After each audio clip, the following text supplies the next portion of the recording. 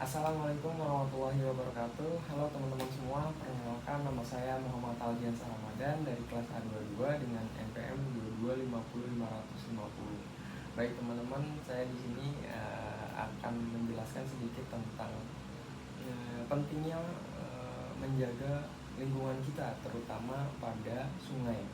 Karena perlu kita ketahui teman-teman bahwa sungai itu adalah tempat vital atau sebagai pengairan bagi kehidupan masyarakat yang dilewati oleh sungai tersebut. Maka dari itu perlu kita junjung tinggi akan kualitas air yang tersedia di dalam sungai tersebut. Jadi ketika sungainya itu mengalami pencemaran, maka itu berkaitan terhadap kualitas manusia itu sendiri. Jadi karena sungai itu sebagai sumber kehidupan, maka dari itu sungai itu harus kita jaga bersama. Contohnya apa? Contohnya ya yang sudah kita canangkan sebelum jauh-jauh hari, seperti jangan buang sampah di sungai, jangan hidup di bantaran sungai, karena itu akan mengganggu para mengganggu jalannya air gitu ya teman-teman. Jadi perlu kita ketahui ya, perlu kita ingat juga pentingnya menjaga kualitas lingkungan kita terutama sungai. Namun dapat disayangkan bahwa kondisi banyak sungai di sekitar kita sudah sangat memprihatinkan. Ya contohnya kalau kita di Jakarta ya, mungkin teman-teman ya coba kita lihat di Sungai Ciliwung gitu ya teman-teman. Ya di Sungai Ciliwung itu ya airnya ya butek, airnya juga mungkin dangkal. Jadi ketika ada musim hujan itu juga menyebabkan banjir. Ya itu akan berdampak pada perekonomian, pada kesehatan juga, karena nanti penyebaran penyakit-penyakit yang berawal dari air itu akan tersebar teman-teman, kayak seperti cacar, seperti infeksi pada kulit, atau ya penyakit-penyakit lainnya teman-teman. Jadi ya perlu kita ingat, perlu kita sadari bahwa pentingnya menjaga kualitas lingkungan kita terutama pada sungai. Untuk itu kita mahasiswa kesehatan masyarakat terutama memiliki tanggung jawab yang besar terhadap kualitas lingkungan yang ada di sekitar rumah kita. Ya sebelum kita mengurusi lingkungan yang lebih besar, ya kita harus paham lingkungan sekitar kita dulu. Jadi ya misalkan contohnya saya hidup di daerah Bekasi gitu ya teman-teman. Ya saya harus peka terhadap lingkungan saya.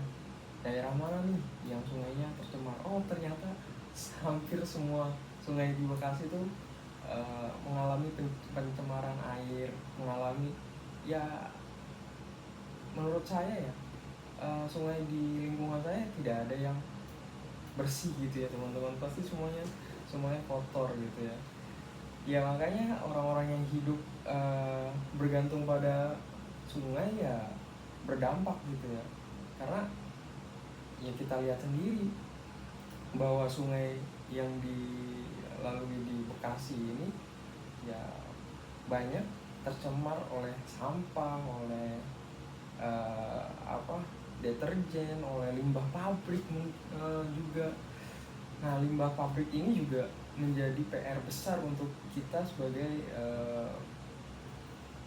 sebagai mahasiswa kesehatan masyarakat yang nanti akan menggeluti dunia kesehatan masyarakat, apalagi yang berfokus pada kesehatan lingkungan. Maka dari itu ya perlu kita garis besarkan, kita garis bawahi bahwa para pengusaha-pengusaha pabrik, para penanggung jawab yang ada di pabrik harus kita lakukan edukasi bahwa sebelum limbah pabrik itu dibuang ke lingkungan, sebelum limbah pabrik itu dilepaskan di sungai, itu harus melakukan pengolahan limbah tersebut terlebih dahulu, sehingga ketika limbah tersebut masuk ke lingkungan, maka limbah tersebut sudah dapat diterima oleh lingkungan. Jadi bisa dikatakan bahwa limbah tersebut baik untuk dikonsumsi juga gitu ya teman-teman. Karena ya kalau berkaitan dengan sungai, ya berarti itu kan akan menjadi sebuah air yang akan digunakan oleh banyak orang. Jadi ya layak dikonsumsi, maksudnya layak untuk dipakai gitu ya teman-teman, bukan berarti untuk diminum. Ya di beberapa negara, mungkin di beberapa wilayah di Indonesia juga ada beberapa sungai yang masih fresh gitu, masih terjaga dari pencemaran. Itu juga bisa diminum gitu ya teman-teman ya. Kayak contohnya di kampung ayah saya di daerah Banten gitu ya teman-teman. Kebetulan ayah saya dari Banten, di daerah pegunungan teman-teman. Jadi airnya itu benar-benar air pegunungan asli gitu ya teman-teman. Bisa kita minum, bisa kita konsumsi. Ya itu yang harus kita jaga teman-teman. Jadi dari gunung, dari hulu ke hilir, itu kualitas airnya tetap sama. Jangan dari atas, dari gunung kualitas sudah bagus, pas turun ke bawah ada yang buang sampah, terus ke bawah, kasihan yang paling bawah gitu ya teman-teman. Dia cuma dapat kotornya doang, dia nggak dapat manfaatnya. Yang enak ya yang di atasnya ini, dia bisa minum, bisa ya mungkin bisa jadi air mandi atau segala macam ya. Yang enak ya di atas ini, nggak enak ya yang di bawah ini. Dan yang menjadi tanggung jawab adalah kita semua yang menjadi pemakai dari air tersebut. Ya sebenarnya bukan pemakai aja sih ya teman-teman, untuk semua orang ya. Karena kebanyakan malah yang buang sampah itu bukan orang yang tinggal di sungai, kebanyakan. Tapi ya ada beberapa juga, bukan beberapa sih, rata-rata juga ya yang tinggal di pinggiran sungai itu. Jadi ini menjadi tugas kita bersama teman-teman, bukan menjadi tugas orang yang tinggal di sekitaran sungai saja teman-teman. Karena ya sungai itu menjadi tempat utama air mengalir.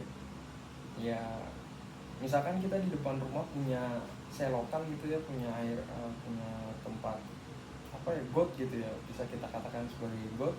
Ya itu kan nanti mengalir pada sungai ya. Jadi itu menjadi tanggung jawab kita bersama teman-teman. Jadi ya di sini saya tekankan bahwa kita harus mengedepankan kesehatan lingkungan yang berdasarkan pada kualitas air sungai. Jadi agar kualitas hidup masyarakat kita juga lebih baik, itu kita harus menjaga kualitas lingkungan terutama pada sungai. Baik, mungkin itu saja penyuluhan yang bisa saya sampaikan. Kurang lebihnya saya mohon maaf yang sebesar-besarnya. Wassalamualaikum warahmatullahi wabarakatuh.